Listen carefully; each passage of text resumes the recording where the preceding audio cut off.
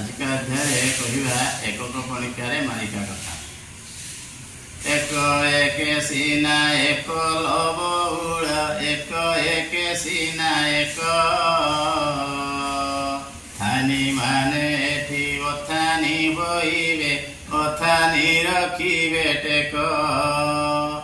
एक दुणे सीना दुई लबउल एक दुणे सीना दुई निज भाई एठी भगारी होइबे भाई तिरिसी ना तिनी लबउल एक तिरिसी ना तिनी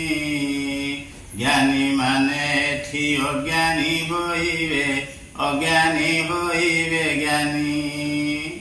एक चौसीना चारि लबउल एक चौसीना चारि पुरुष मानकु घर जगाइन बजार बुलिबे नारी एक पंचासीना पांच लबउल एक पंचासीना पांच सरकारी आउ बेसरकारी रे चारिआडे खाली लांच एक छयसीना छह लबउल एक छयसीना छह एकली काल रे चिन्हि हेब नाही किए पुओ किए झिया एक सतासीना सात लबउल एक सतासीना सात